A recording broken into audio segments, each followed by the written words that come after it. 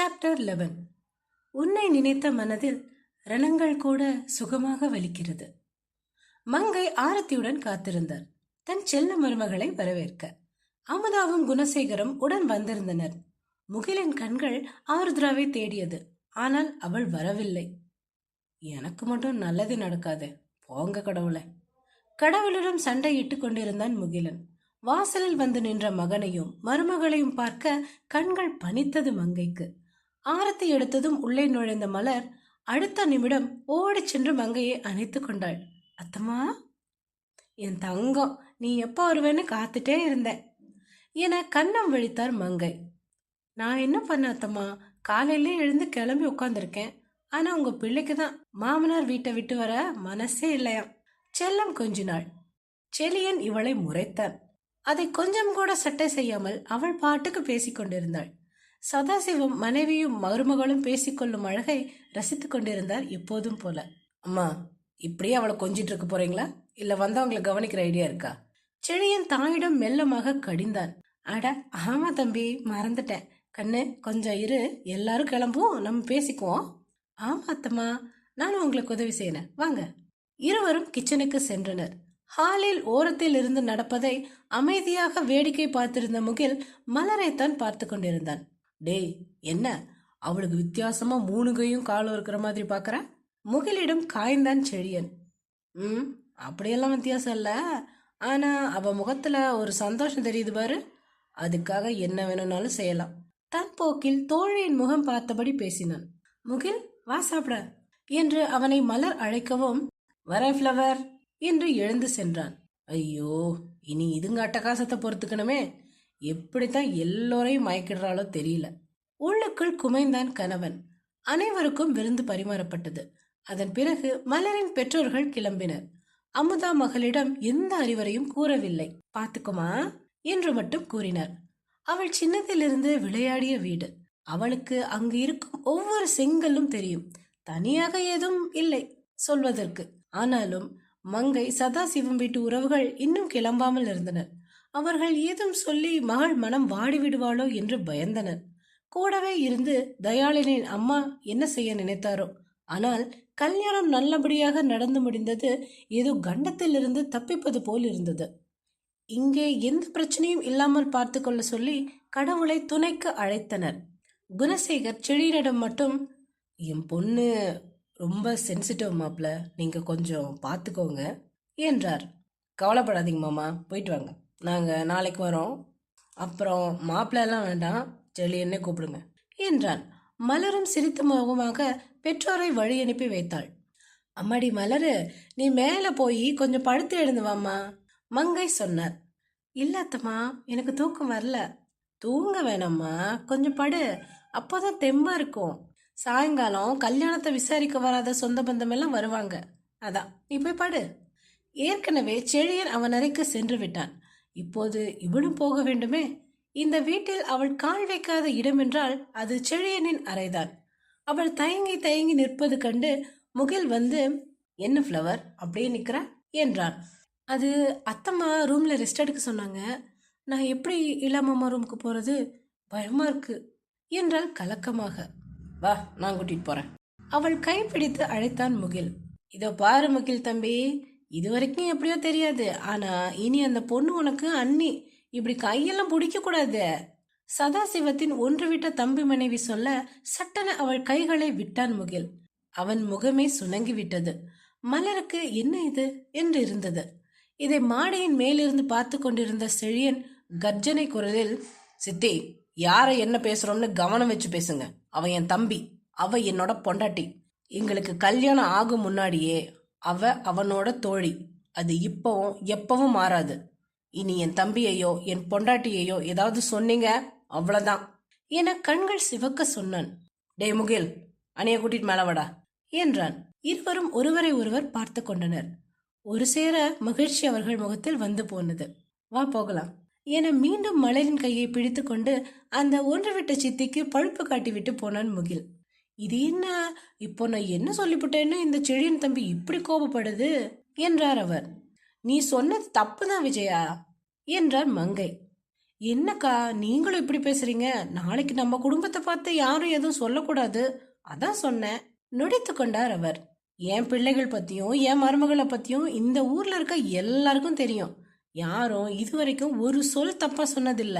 அதுவும் செழியன் முன்னாடி நின்று கை நீட்டி குத்தம் சொல்ல இனி ஒருத்தர் பிறந்துதான் வரணும். அதை தெரிஞ்சுக்க. அதையும் மீறி தப்பு சொல்றவங்களுக்கு என் புள்ள பதில் சொல்ற விதமே வேற மாதிரி இருக்கும். இது போதுமா? இன்னும் வழக்க வேணுமா? அட என்னக்கா நீங்க சொல்லி நான் கேட்காம இருப்பேனா? விடுங்க என்று அத்துடன் ஜெகா வாங்கினார் விஜயா. செழியன் மீது இருக்கும் பயமும் மரியாதையும் அதற்கு மேல் பேச விடவில்லை. மேலே சென்ற முகிலன் அறையில் நின்று கொண்டிருந்த செழியனை அணைத்து கொண்டான். அண்ணா, என்னடா ஃபீலிங்க? விடு, சட்டையை கசக்காத. போண்ணா. நன்றாக இறுக்கிக் கொண்டான் சின்னவன். இடுப்பில் கை வைத்துக் கொண்டு இருவரையும் பார்த்து கொண்டிருந்தாள் மலர். இல்லை, முறைத்து கொண்டு நின்றாள். கட்டின புருஷனை லேசா கூட தொட முடியல. இவன் என்னன்னா பசையெல்லாமே ஒட்டிக்கிறான். கடுப்பானவள், முகில் அதை ரூம் கட்டிட்டல்ல, போ, நான் தூங்கணும் என்றாள் சீரியஸாக. உனக்கு பொறுக்காதே, இன்னும் அவனை நல்லா பார்த்துக்கிட்டான் அவ்வளோதான், என்ன மறந்துடுவ என்று முனகிக் கொண்டே சென்றான் அவன். மலருக்கும் சிரிப்பு வந்தது அவன் செயலில். புன்னகையுடன் சென்று கீழே படுக்கை விரிப்பை எடுத்து போட்டாள். என்ன பண்ற? இவரு போன ஜென்மத்துல ஸ்கூல் டீச்சரா இருந்திருப்பாரு போல இருக்கு. எப்ப பாரு கேள்வி கேட்டுக்கிட்ட. அத்தம்மா கொஞ்சம் படுத்து எழுந்து வர சொன்னாங்க, அதான் படுக்க போறேன். மேலேயே படு. ஏன்? உங்க வீட்டு கட்டில் ரொம்ப சின்னது, ஆனா இது பெருசு. 2 பேரும் தாராளமா படுக்கலாம். உங்க அக்கறைக்கு ரொம்ப நன்றி. எனக்கு இதுவே வசதியா தான் இருக்கு என்று கூறிவிட்டு உடனே படுத்து கண்களை மூடிக்கொண்டாள். சொல்லத்தான் முடியும், கெஞ்சவா முடியும்? அவனும் பேசாமல் படுத்து விட்டான். மாலையில் சில உறவினர்கள் வந்திருந்தனர். அவர்களுடன் பேசிக் கொண்டிருந்தார் சதாசிவம். அழகான சிவப்பு நிறத்தில் லேசான கரையிட்ட சேலையில் வலம் வந்து கொண்டிருந்தாள் மலர். சிலர் அவளை பொறாமையுடன் பார்த்தனர், சிலர் ஆர்வமாக பார்த்தனர். அனைவருக்கும் காஃபி பலகாரம் தந்து உபசரித்தாள். இடையிடையே சிலர் கேட்ட கேள்விக்கும் பதில் சொன்னாள். ஏம்மா, நீ நல்லா டான்ஸ் ஆடுவியாமே, முறையா கத்துக்கிறியா? ஆமா, நாங்க கூட கேள்விப்பட்டோம். நிறைய பிள்ளைகளுக்கு சொல்லி தரையாமே. எங்க பொண்ணுக்கு கூட சொல்லி கொடுமா, வீட்டுக்கு அனுப்பி வைக்கிறேன். அவ இனி ஆட மாட்டா. இவள் பதில் சொல்ல வாய் திறக்கும் முன் வந்த வார்த்தைகளில் அதிர்ந்து நின்றாள் மலர். சாப்டர் 12. நீ என் கனவுகளை சிதைக்கும் போதெல்லாம் உன் மீது கொண்ட நேசம் வந்து தடுக்கிறது. என்னை உன்னை விட்டு விலகாமல் இருக்கும் கவசமாய். செழியன் சொன்ன வார்த்தைகளை நம்ப முடியாமல் பார்த்தாள் மலர். மற்றவர்கள் என்ன நடக்கப் போகுது என்று ஆர்வமாக இருந்தனர். அம்மா, காஃபி என்றபடி வந்து ஒரு சோஃபாவில் அமர்ந்தான். மலருக்கு கண்கள் கலங்கி நின்றது. இங்கே மற்றவர்கள் முன்னால் அழுது விடுவோமோ என்று பயந்தாள். இப்படியே இங்கே இருந்து ஓடிவிட்டால் என்ன என நினைத்தாள். மங்கையும் சதாசிவமும் கூட இதை எதிர்பார்க்கவில்லை என்பது அவர் முகத்திலேயே தெரிந்தது. சதாசிவம் அர்த்தமுள்ள பார்வையை மனைவி மீது செலுத்த அவரும் புரிந்து கொண்டார். அம்மாடி மலரு, உங்க ரூம்ல வச்ச என்னோட பட்டுப்புடவைய மடிக்க மறந்துட்டேன், அதை கொஞ்சம் மடிச்சு வச்சுட்டு வாடா. சரி சரி அத்தம்மா. கிட்டத்தட்ட மாடிக்கு ஓடினாள் மலர். செழிய நிதானமாக காஃபி குடித்து கொண்டு இருந்தான். வந்த உறவினர்கள் கிளம்பி சென்றதும் மங்கை மாடிக்கு போக போனார். ஆனால் சதாசிவம் கண் பார்வையில் வேண்டாம் என்றார். அப்படியே நின்றவர் செழியனை பார்த்தார். அவன் லேப்டாப்பில் ஏதோ பார்த்து கொண்டிருந்தான். செழியா, உன்கிட்ட கொஞ்சம் பேசணுமே என்றார் தந்தை. என்னப்பா, சொல்லுங்க. அவரை நிமிர்ந்து பார்த்து கேட்டான். மல்லர் டான்ஸ் ஆடுறதுல உனக்கு என்ன பிரச்சனை? ஒரு பிரச்சனையும் இல்லப்பா, எனக்கு பிடிக்கல சாதாரணமாக சொன்னான். அதான் ஏன்? அப்பா, இத பத்தி பேச வேணும்னு நினைக்கிறேன். வார்த்தைகள் துண்டாக வந்து விழுந்தது. என்ன தம்பி, அப்பா கிட்ட இப்படி கூட பேசுவியா நீ? மா, நீங்க என்ன என்னையே வில்லனா மாத்திருவீங்க போல இருக்கு. குறும்பு சிரிப்புடன் கேட்டான் மகன். நீ எனக்கு வில்லன் இல்லப்பா, என் மருமகளுக்கு தான் வில்லன். மங்கை சீரியஸாக சொன்ன விதத்தில் செழியன் பக்கென சிரித்து விட்டான். பெற்றவர் இருவரும் கூட சிரித்து விட்டனர்.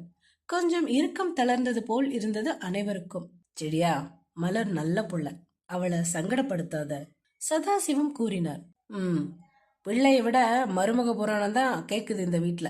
இப்போதும் சிரித்து கொண்டே பேசிவிட்டு மாடிக்கு சென்று விட்டான். மாடியில் மலர் ஜன்னலின் ஓர சுவரில் அமர்ந்திருந்தாள். பார்ப்பதற்கு வெளியே வேடிக்கை பார்ப்பது போல இருந்தாலும் அவள் அழுதிருக்கிறாள் என்பது முக சிவப்பிலேயே தெரிந்தது. இப்போ எதுக்கு இப்படி அழுதுட்டு இருக்க? திடுமென கேட்ட குரலில் சுவரில் இருந்து இறங்க பார்க்க அவள் சேலை காலுக்கடியில் மாட்டிக்கொண்டது. அவள் தடுமாறவும் செடியன் 2 எட்டில் வந்து தாங்கி பிடித்து கொண்டான். அவளும் விழுந்து விடுவோமோ என்ற பயத்தில் அவனை இறுக்கி பிடித்தாள். கைகளில் தாங்கியவன் தூக்கி வந்து கட்டிலில் இறக்கினான். உனக்கு வேற இடமே இல்லையா? சீரலாக வந்தது கேள்வி. இறக்கி விட்டும் அவளின் உடல் சூடு அவன் கைகளில் தங்கிவிட்டது போன்ற பிரமை. அதிலிருந்து விடுபட நினைத்தவன் போல கைகளை நன்றாக தேய்த்து கொண்டான். எனக்கு அங்கே உட்காரத பிடிச்சிருக்கு. சிறு பிள்ளை தவறு செய்தது போல் குனிந்து கொண்டு சொன்னாள். உனக்கு பிடிச்சதான் பண்ணணும்னா அதை உங்க வீட்ல இருந்து தான் பண்ணணும். இங்க என் மனைவி நான் சொல்றதான் கேட்கணும். அவன் எதை பற்றி சொல்கிறான் என புரிந்து கொண்டவள் அதற்கு ஏற்ப பதிலும் சொன்னாள். ஏன்னு தெரிஞ்சுக்கலாமா? அது உன்னோட நல்லதுக்கு தான். புரியல. உனக்கு புரிய வைக்க வேண்டிய அவசியம் இல்ல. விட்டேற்றியாக பேசினான். அப்போ என்னோட நல்லதை பத்தி நீங்க யோசிக்க வேண்டாம். இவளும் பதிலுக்கு பேசினாள். ஏய் என்னடி திமிரா என்றபடி அவள் கைகளை பற்றி இழுத்தான். நான் யோசிக்காம வேற எவண்டி யோசிப்பான்? அப்புறம் எதுக்காக உன் கழுத்தில் தாலி கட்டின? அவன் கைகளையும் பிடித்திருந்த தன் கையையும் மாறி மாறி பார்த்தாள். அதை புரிந்து கொண்டவன் அவளை மேலும் நெருக்கி பிடித்தான். என்னங்க உங்க பிரச்சனை? கைகளை விளக்க முயன்றபடி கேட்டாள். அந்த டான்ஸ் கிளாஸுக்கு போய் தான் ஒரு உயிரை கொன்ன. ஞாபகம் இருக்கா பிரகாஷ்? இன்னும் மறந்திருக்க மாட்டேன்னு நினைக்கிறேன். எனக்கு எதுவும் மறக்கல. ஆனா யாரோ பண்ண தப்புக்கு நான் எப்படி பொறுப்பாக முடியும்? யாரோ பண்ண தப்பா? நீ எந்த தப்பும் பண்ணலையா? உனக்கு மனசுன்னு ஒண்ணு இருந்தா மனசாட்சி தொட்டு சொல்லு. பண்ணேன், தப்பு பண்ணேன். ஆனா அதுக்கும் நான் டான்ஸ் கிளாஸ் போறதுக்கும் என்ன சம்பந்தம்? நம்ம கல்யாணத்துக்கு முன்னாடியே நான் டான்ஸ் ஆடுறதை நிறுத்த மாட்டேன்னு சொன்னேனே. அத்தம்மா மாமா உங்ககிட்ட சொல்லலையா? ஏன் சொல்லாம? சொன்னாங்களே. நானும் ஒத்துக்கிட்டதா போய் சொன்னேன். பொய்யா? ஏன்? ஏன்னா என் ஃப்ரெண்டோட இழப்புக்கு உன்னை பழிவாங்க. ப்ளீஸ் என்கிட்ட விளையாடாதீங்க. ஆமா, உன்னை ஆசைப்பட்டு கட்டிக்கிட்டேன் பாரு, அதான் உன் கூட விளையாடுறேன். உன்னை நல்லா புரிஞ்சுக்க. உன்னை கல்யாணம் பண்ணதே உன்னை நிம்மதியா இருக்க விடக்கூடாதுன்னு தான். அந்த அளவுக்கு என்ன வெறுக்கிறீங்களா? இல்ல, அளவிட முடியாத அளவுக்கு உன்னை வெறுக்கிறேன். நான் எந்த தப்பும் பண்ணல இல்லாமம்மா. எனக்கு தெரியும் நீங்க என் மேல கோபமா இருக்கீங்கன்னு. ஆனா எனக்கு ஒரு வாய்ப்பு கொடுங்க. நடந்ததை பத்தின என்னோட விளக்கத்தையும் கொஞ்சம் கேளுங்க. என கிட்டத்தட்ட கெஞ்சினாள். என்னடி விளக்கம் சொல்ல போற? அதனால போன உயிர் திரும்ப வருமா? சொல்லு அப்படின்னா கேக்குறேன். சிவந்த கண்கள் அவன் கோபத்தை கூறின. இல்ல. தலை குனிந்து நின்றாள். அவள் கண்களில் கண்ணீர் திரண்டு நின்றது. ஒரு விரலால் அவள் முகத்தை நிமிர்த்தினான். நீ நல்லவளாவே இருந்திருக்கலாம். ஏண்டி இப்படி? கண்கள் அவன் வழியை காட்டின. இளமாமா ப்ளீஸ், இப்போ என்ன பேச விடுங்க. இல்லைன்னா உண்மை தெரியும் போது நீங்க ரொம்பவே வருத்தப்படுவீங்க. எப்படியாவது அவனுக்கு உண்மையை கூறிவிட துடித்தாள். அப்படியா? இப்பவே உன்னை கல்யாணம் பண்ணதுக்கு வருத்தப்பட்டுக்கிட்டு தான் இருக்கேன். இதுக்கு மேல என்ன வந்துட போகுது பெருசா? போடி. அவளை கட்டிலில் தள்ளிவிட்டு விட்டு வெளியே பால்கனி சென்று அமர்ந்து விட்டான். மலர் அப்படியே அழுது கொண்டே படுத்து விட்டாள். பல நாட்களுக்கு முன் அவள் காதுகளில் கேட்ட வார்த்தைகள் இன்னும் வீரியம் பெற்று ஒலித்து கொண்டு இருந்தது. என்னடி இப்படி பேசுற? ஆச்சரியமாக இருந்தது. வேற எப்படி பேச முடியும் சொல்லு? இது தப்பு, இப்படி பண்ணாத ப்ளீஸ். நீ உன்னை வச்சு என்னையும் எடை போடாத, சரியா? எப்பவும் ப்ராக்டிக்கலா யோசிக்கணும். இதுல ஃபீலிங்ஸ்க்கு இடம் தரக்கூடாது. ஆனா உன்னோட மனசு இதை ஏத்துக்குதா? ஏன்? நான் என்ன தப்பு பண்ணேன்? இது தப்புன்னே உணராத உன்கிட்ட பேசுறேன் பாரு. நான் ஒரு முட்டாள்டி. இனி உனக்கும் எனக்கும் எந்த சம்மந்தமும் கிடையாது. இனி நான் இந்த ஜென்மத்துல உன்னை பார்க்க கூடாது. சரிதான் போடி. நீ பேசலன்னு யாரும் இங்க தான் கிடக்கல. அத்துடன் முடிந்த உறவு. இன்றும் அதனால் பாதிக்கப்படுவது மலர்தான். பாவம் ஒரு பக்கம் பழி ஒரு பக்கம் என்பார்கள். அது இதுதான் போலும். பால்கனியில் இருந்து அறைக்குள் நுழைந்த செழியன் மனைவியை பார்க்க அழுதபடியே தூங்கிவிட்டு இருந்தாள். அவளையே இமைக்காமல் பார்த்து கொண்டிருந்தான். இத்தனை நேரமும் ஏன் இவளை பற்றியே யோசிக்க வேண்டும்? பிடிக்காத மனைவி என்று வாய் சொன்னாலும் இவளை இழக்க முடியாமல் தானே இந்த கல்யாணத்திற்கே முன் வந்தான். அவள்தான் தவறு செய்தாள் என்று அறிவு சொன்னாலும் உள்மனம் அப்படி இருக்காது என்று வாதிடுகிறது. இரண்டுக்கும் நடுவில் அவளை இழக்கக்கூடாது என்ற எண்ணமே மேலோங்கி நிற்கிறது. இந்த பால்முகத்தை கையில் ஏந்தி நெஞ்சில் சாய்த்து கொள்ள தவிக்கும் தவிப்பை அடக்க போராடினான். அவள் இளமாமா என அழைத்தது உள்ளத்தில் பூ பூக்க வைத்தது. வெறும் வாய் வார்த்தையாக அல்லாமல் உள்ளிருந்து அன்பின் எதிரொலியாய் வந்த அந்த அழைப்பில் கரைந்துதான் போனான். இப்படியே இவளை பார்த்திருந்தால் போதும். இரவெல்லாம் உறக்கம் கூட வேண்டாம். தவறுக்கு தண்டனை அவளுக்குத்தானே, எனக்கும் எதற்கு? நான் ஏன் அவளை விலகி இருக்க வேண்டும்? ஒருவாறு யோசித்து முடிவுக்கு வந்தான். அதை செயல்படுத்துவது அத்தனை சுலபமில்லை என்பதை அறிவானா?